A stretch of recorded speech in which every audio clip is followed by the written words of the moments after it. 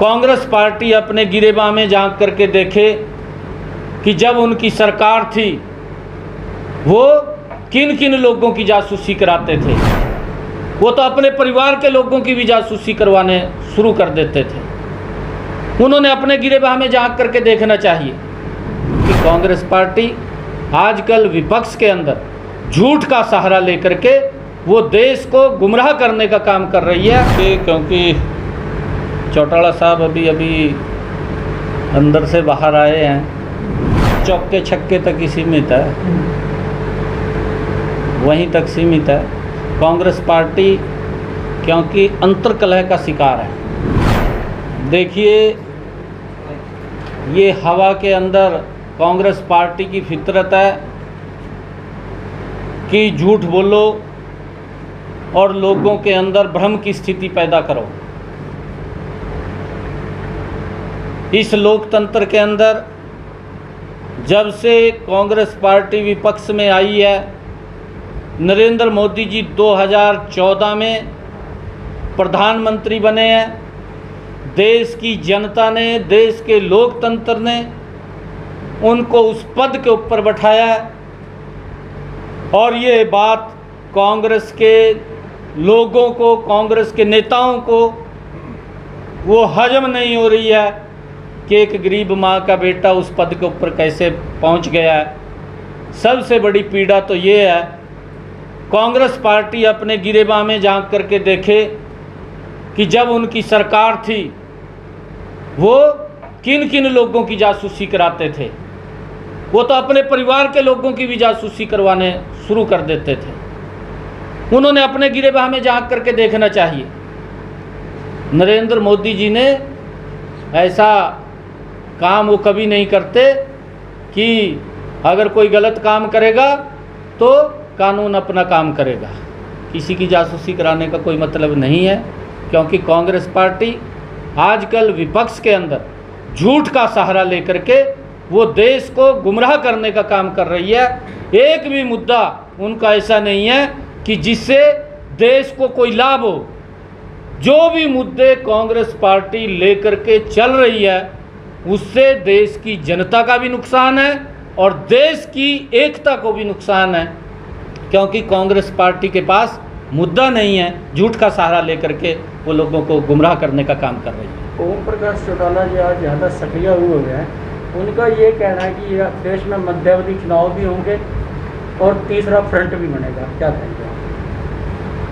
देखिए, क्योंकि चौटाला साहब अभी अंदर से बाहर आए हैं और वो भी सपने देख रहे हैं, परंतु जो उनके सरकार के कार्यकाल में जो काम हुए हैं वो हरियाणा प्रदेश की जनता ने भुगते हैं। किस प्रकार का वो शासन तंत्र था हरियाणा प्रदेश की जनता भूली नहीं है। हरियाणा प्रदेश की जनता के उनका जो शासन का वो दौर था वो आज भी लोगों के रोंगटे खड़े हो जाते हैं देख करके।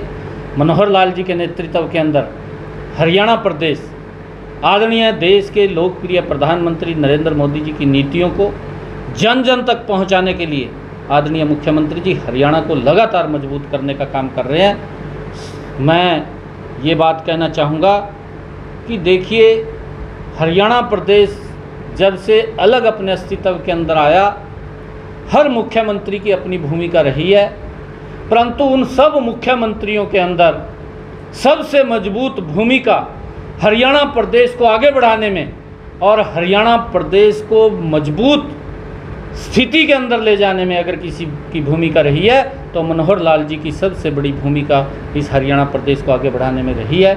लोगों तक लाभ पहुंचाने के लिए, लोगों तक जो योजनाएं हैं उनको सरल करके आम जन तक पहुंचाने का काम अगर किसी ने किया तो मनोहर लाल जी की सरकार ने किया है, मनोहर लाल जी ने किया है, उनके नेतृत्व के अंदर हुआ है। सबसे मजबूत अगर किसी ने किया तो मनोहर लाल जी ने किया। आपकी पार्टी में एक बड़ा चेहरा होता था कभी नवजोत सिंह सिद्धू, आजकल वो कांग्रेस में चौके छप्पे लगा रहे हैं पंजाब में। कहाँ देखते हो उनको कांग्रेस का अध्यक्ष भी बना दिया गया है वहाँ। देखिए, आपके सहयोगी भी रहे हैं वो, बस चौके छक्के तक ही सीमित है, वहीं तक सीमित है। कांग्रेस पार्टी क्योंकि अंतर्कलह का शिकार है, हरियाणा प्रदेश के अंदर भी, पूरे देश के अंदर भी। आप पंजाब की स्थिति देख लो, आप हरियाणा की देख लो, आप किसी और राज्य की देख लो, किसी भी स्टेट की आप स्थिति देखेंगे तो कांग्रेस पार्टी अंतर्कलह से शिकार है।